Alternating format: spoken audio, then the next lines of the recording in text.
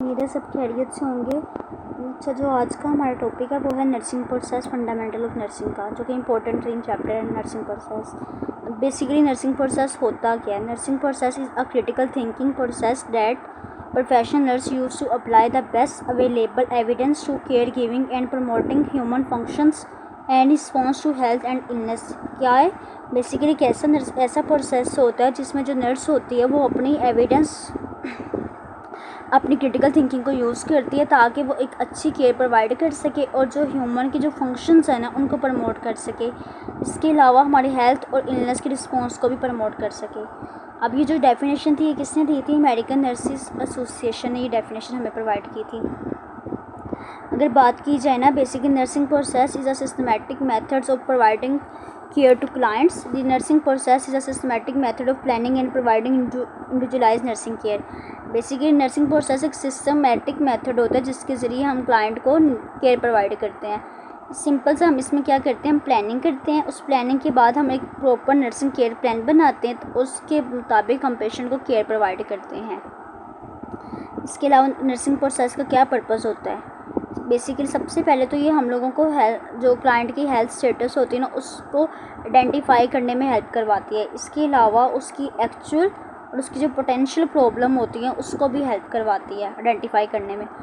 इसके अलावा हमारे पास हमने जो उसकी क्लाइंट की नीड होती है उनके अकॉर्डिंग जो प्लान बनाना होता है उसमें भी हमें हेल्प करवाती है। और जो हमें नर्सिंग इंटरवेंशन प्रोवाइड करनी होती है वो भी हम किसकी बेस पे करते हैं, वो भी नर्सिंग प्रोसेस ही हमें हेल्प करवाता है कि पेशेंट को ये नीड है, आपने इसकी बेस के ऊपर इंटरवेंशन प्रोवाइड करनी है। नेक्स्ट हमारे पास आते हैं components of the nursing assessment. इसके टोटल 5 कंपोनेंट्स होते हैं। सबसे पहला कंपोनेंट होता है assessment, nursing diagnose, planning, implementation and evaluation. Assessment में क्या होता है? असेसमेंट में बेसिकली हम लोग क्या करते हैं, पेशेंट का डाटा कलेक्ट करते हैं। ठीक है, डाटा कलेक्ट करने के बाद हम उसका एक डायग्नोस बनाते हैं। उस डायग्नोस की बेस पे हम उसकी क्या करेंगे, प्लानिंग करेंगे, और प्लानिंग के बाद हम उसकी इम्प्लीमेंटेशन करेंगे और लास्ट में हम इवैल्यूएट करेंगे आइदर हमारा जो प्लान था वो एप्लीकेबल हुआ कि नहीं, उसमें पेशेंट हमें कुछ ना कुछ बेनिफिट हुआ कि नहीं, पेशेंट रिकवरी की तरफ गया कि नहीं। ये हमें सब कौन प्रोवाइड करे? नर्सिंग प्रोसेस ही हेल्प आउट करता है इसमें भी। इसके अलावा हमें नर्सिंग प्रोसेस की क्या है, प्रोसेस की कैरेक्टरिस्टिक्स हैं। सबसे पहले साइक्लिक है, यानी कि असेसमेंट करते हैं पहले, असेसमेंट की बेस पे ही हम डायग्नोस बनाएंगे, डायग्नोस की बेस पे हम प्लानिंग बनाएंगे, प्लानिंग की बेस पे हम इम्प्लीमेंटेशन करेंगे, इवैल्यूएशन करेंगे। ठीक है, अगर तो रिकवरी नहीं आई फिर से असेसमेंट होगी, फिर से हम डायग्नोस करेंगे, फिर से हम प्लानिंग बनाएंगे, इम्प्लीमेंटेशन, यानी कि एक साइकिल में पाथवे चलता है। ऐसा नहीं कि हमने असेसमेंट किया हम डायरेक्ट प्लान पे चले गए, प्लान के बाद हम इवैल्यूएट पे चले गए, आज तक हमने डायग्नोस ही बनाई, इम्प्लीमेंटेशन नहीं की। ये हमारे पास साइकिल में प्रोसेस चलता है। दूसरा डायनामिक नेचर, डायनामिक नेचर यानी कि कंटिन्यूसली चेंज होता रहता है।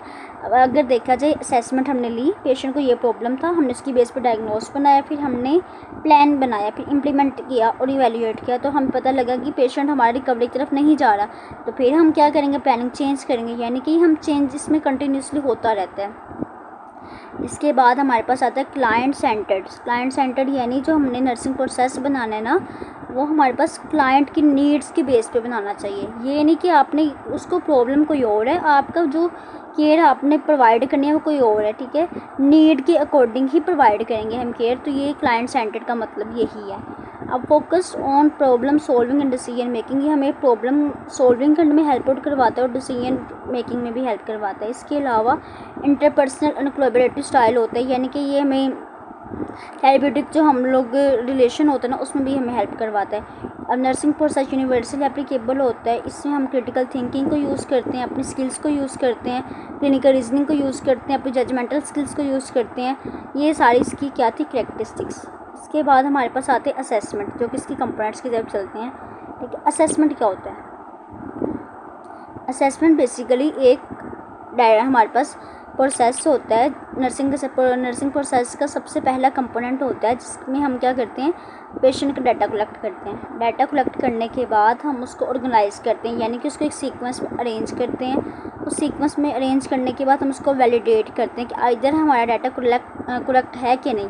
अगर तो वो कलेक्ट होगा तो वेल एंड गुड, अदरवाइज़ हमसे फिर से कलेक्ट करेंगे, फिर से ऑर्गेनाइज करेंगे, फिर वैलिडेट करेंगे और लास्ट हम उसको क्या करते हैं, डॉक्यूमेंट करते हैं। अब इसकी आगे डिटेल देखते हैं। डेफिनेशन में सिंपल सा ये, assessment is a systematic and continuously collection, organization, validation and documentation of data. कि ये असेसमेंट की टाइप्स हमारे पास डेफिनेशन थी। आगे इसकी टाइप्स आती हैं, 4 बेसिक टाइप्स होती हैं। सबसे पहले आती है initial assessment, problem focus assessment, emergency assessment and time lapsed assessment. इनकी डिटेल क्या है देखते हैं।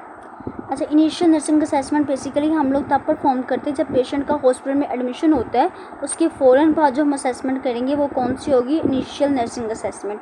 अब इसकी बेस पे हम प्रॉपर क्या कहते हैं एक डाटाबेस बनाते हैं, यानी कि नर्सिंग एडमिशन असेसमेंट किस में आती है, इनिशियल नर्सिंग असेसमेंट में आती है। इसके बाद हमारे पास आता है प्रॉब्लम फोकस असेसमेंट, यानी कि क्या होता है ड्यूरिंग ट्रीटमेंट जो हम उसको असेसमेंट कर रहे होते हैं ना, वो हमारे पास आती है प्रॉब्लम फोकस। अब इसकी डेफिनेशन पे चलती हूँ। To determine the status of the specific problem identified in an early assessment, यानी कि ड्यूरिंग ट्रीटमेंट हम उसके वाइटल साइन चेक कर रहे होते हैं, तो ये हमारे पास क्या होता है प्रॉब्लम फोकस असेसमेंट। थर्ड हमारे पास आती है इमरजेंसी असेसमेंट। इमरजेंसी असेसमेंट में सिंपल सा ये होता है कि ड्यूरिंग इमरजेंसी सिचुएशन के अंदर जो हम असेसमेंट करते हैं वो हमारे पास कौन सी असेसमेंट होती है, इमरजेंसी। यानी कि फर्स्ट एक पेशेंट है, हम क्या हो भी उसका कार्डियक अरेस्ट में चला गया, यानी कि उसको कोई पल्स नहीं, कोई ब्रीथिंग नहीं है, ठीक है, यानी कि तो वो तो इमरजेंसी कंडीशन होगी ना, उस कंडीशन में हम जो असेसमेंट करेंगे वो कौन सी होगी, इमरजेंसी असेसमेंट। एंड फोर्थ पे होगी टाइम लैप्स री असेसमेंट।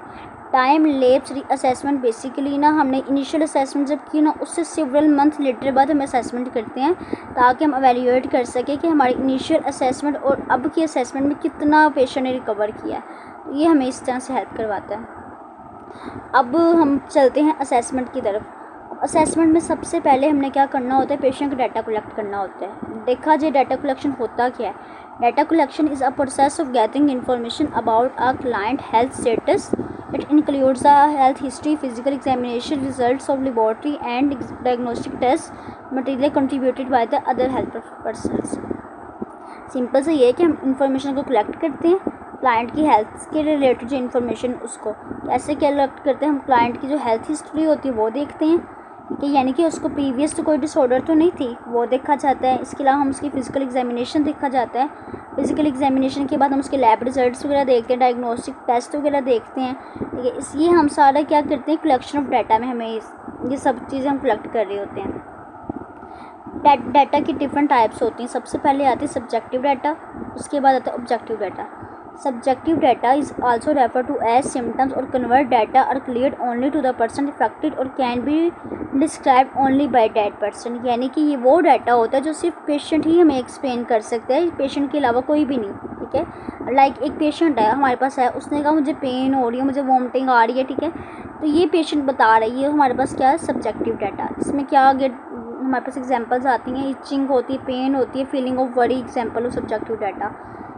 नेक्स्ट होती है सेकंड टाइप होती है ऑब्जेक्टिव डाटा। ऑब्जेक्टिव डाटा को हम लोग साइंस या ऑनवर्ड डाटा जो हम लोग कैसे कलेक्ट करते हैं, हम टेस्ट करते हैं या हम मेजर करते हैं, उस बेस पे हम लोग जो डाटा को हम निकाला जाता है ना वो हमारे पास कौन सा होता है ऑब्जेक्टिव डाटा। लाइक एक पेशेंट आया, हमने उसके वाइटल्स चेक किए, वाइटल साइन चेक करने के बाद हमें पता लगा कि पेशेंट का ये प्रॉब्लम था, ठीक है, तो हमने क्या किया, ये ऑब्जेक्टिव डाटा। लाइक एक पेशेंट था, उसका हमने ब्लड प्रेशर चेक किया 110/80 था, तो ये उसका ऑब्जेक्टिव डाटा होगा जो कि हम मेजर करते हैं। इसके अलावा हम लोग उसकी स्किन डिस्कलरेशन देखते हैं, वो भी हमारे पास क्या होता है ऑब्जेक्टिव डाटा के ही एग्जाम्पल्स में आता है। अब source of data, 2 basic source होते हैं, प्राइमरी सोर्स होता है और सेकेंडरी सोर्स। प्राइमरी सोर्स वो सोर्स होता है जो पेशेंट खुद हमारे पास पेशेंट से ही हमें इन्फॉर्मेशन मिल रही होती है, और सेकेंडरी होती है हम पेशेंट के अलावा उसकी फैमिली, उसकी मेडिकल हिस्ट्री, उसकी हेल्थ प्रोफेशन या उसकी लैब रिपोर्ट से जो हम लोग इन्फॉर्मेशन कलेक्ट करते हैं ना वो हमारे पास होती है सेकेंडरी इन्फॉर्मेशन। आगे आते हैं methods of data collection. Simple से मेथड्स हैं। सबसे पहले हम क्या करते हैं, 3 मेथड हैं basically, observation, interview and examination. Observation में क्या होता है, ऑब्जर्वेशन में हम लोग सिंपल सी अपनी जो सेंसेस होती हैं ना उसको यूज़ करते हैं, यानी कि विजन को देखेंगे, स्मेल, हेयरिंग, इन सब को यूज़ करके हम पेशेंट को एक जनरल सर्वे करते हैं कि अच्छा ये पेशेंट आया कि इसका ये ऐसी इसकी कंडीशन है, तो ये हमारा ऑब्जर्वेशन था। इसके अलावा इंटरव्यू हमारे पास एक क्या होती है, प्लान कम्युनिकेशन होती है, यानी कि एक पर्पज़ के लिए हम कम्युनिकेशन करते हैं 2 या 2 से ज़्यादा लोगों के दरमियान। और थर्ड हमारे पास आता है एग्जामिनेशन, हम प्रॉपर बॉडी की एग्जामिन करते हैं, बॉडी के डिफरेंट पार्ट्स को हम इवैल्यूएट करते हैं कंडीशंस को। ये सब हमारे पास किस में आते हैं, मेथड्स ऑफ डाटा कलेक्शन। अब हमारे पास इंटरव्यू की भी दो आगे टाइप्स होती हैं, डायरेक्टिव एंड नॉन डायरेक्टिव। जो डायरेक्टिव इंटरव्यू होते हैं ना वो हाईली स्ट्रक्चर्ड होता है, ठीक है, इसमें हम लोग डायरेक्ट आंसर पूछते हैं, ठीक है, और ये नर्स जो होती है ना उसके हाथ में होता है कि इंटरव्यू को कंट्रोल करे। और नॉन डायरेक्टिव में क्या होता है, हम एक रिपोर्ट वगैरह बनाते हैं और हम लोग क्लाइंट को देते हैं कि वो उसको फिल करे, यानी कि उसमें क्लाइंट के पास इख्तियार होता है वो इंटरव्यू को किस तरह लेकर चलना है। इंटरव्यू की स्टेजेस होती हैं आगे 3। सबसे पहले आती है जो स्टेज होती है वो होती है ओपनिंग और इंट्रोडक्शन, सेकंड होती है body and development and third होती है क्लोजिंग। अगर देखा जाए ओपनिंग क्या, ओपनिंग इंट्रोडक्शन यानी कि इसमें हमने इंटरव्यू करना होता है और हम उससे पहले जो प्रिपरेशन हमारी चल रही होती है ना वो हमारे पास कौन सी होती है, ओपनिंग एंड इंट्रोडक्शन। बॉडी और डेवलपमेंट में हम अपने जो हमने जिस मकसद के लिए हम इंटरव्यू कलेक्ट किया होता है ना, कंडक्ट करवाया होता है, उसमें हम लोग क्या कहते हैं, उस पार्ट को हम कहते हैं बॉडी एंड डेवलपमेंट। और लास्ट में आता है क्लोजिंग पार्ट, यानी कि हम पेशेंट को थैंक यू कहते हैं, ठीक है, कि thank you for your time, कि जो हमने जाहिर सी बात है जब हमें इन्फॉर्मेशन मिल जाती है उसके बाद हमने इसको टर्मिनेट करना होता है ना इंटरव्यू। एग्जामिनेशन बेसिकली सिंपल सा क्या होता है, हम हेल्थ प्रॉब्लम को आइडेंटिफाई करते हैं, हमने अपनी टेक्निक्स को यूज़ किया जाता है। हमारे पास 4 बेसिक टेक्निक्स होती हैं, inspection, palpation, percussion and auscultation. Inspection में हम सिंपल से अपनी आइज़ को यूज़ करते हैं, हाथ वगैरह को टच नहीं करते, सिर्फ आइज़ को यूज़ करके। इसके अलावा हम अपनी हेयरिंग सेंस को यूज़ करके हम लोग क्या करते हैं, जनरल ओवरव्यू लेते हैं कंडीशन का। पल्पेशन में क्या होता है, हम बॉडी के डिफरेंट पार्ट को ऊपर टच करके देखते हैं। और परकशन में हम लोग टैपिंग करते हैं बॉडी की सरफेस के ऊपर। और अस्कल्टेशन में हम लोग सेट को यूज़ करके बॉडी की डिफरेंट साउंड्स को सुना चाहते हैं, ठीक है। उसके बाद आती है organization of data. Organization of data, जब हमने सारा डाटा कलेक्ट कर लिया, यानी कि हमने ऑब्जर्वेशन भी देख ली, हमें इंटरव्यू भी कर लिया, उसके बाद हम लोगों ने उस डाटा को एग्जामिन भी कर लिया, ठीक है, सब करने के बाद हम उस डाटा को ऑर्गेनाइज करेंगे। अब ऑर्गेनाइज कैसे करेंगे, हम लोग एक the nurse use a format that organize assessment data systematically, this is also refer to as nursing health history और हेल्थ हिस्ट्री फॉर्म, यानी कि हम फॉर्म के ऊपर पूरा डाटा लिख लेते हैं, ठीक है, ऑर्गेनाइज करके। उसके बाद वैलिडेशन ऑफ डाटा में हम क्या करते हैं, सिंपल से डबल चेक करते हैं उस इन्फॉर्मेशन को, either my information is accurate और not. If it knows to, जाहिर सी बात है मैं दोबारा से चेक करूँगी कि मेरी डाटा क्यों नहीं, कहाँ प्रॉब्लम आ रही है, ठीक है, ये वैलिडेशन ऑफ डाटा था। उसके बाद जब हमारी सब हमने कलेक्ट भी कर लिया, फिर हमने उसको ऑर्गेनाइज भी कर लिया, फिर हम लोगों ने इसको वैलिडेट भी कर लिया, तो लास्ट स्टेप होता है हम डॉक्यूमेंट करते हैं प्रॉपर डाटा को, असेसमेंट फेज़ को हम प्रॉपर से ना हम लोग लिख लेते हैं, रिकॉर्ड कर लेते हैं कि आज मेरा डाटा जो होता है वो बिल्कुल एक्यूरेट है, ठीक है, मैं और क्लाइंट की हेल्थ स्टेटस के अकॉर्डिंग ही मैंने कलेक्ट किया है।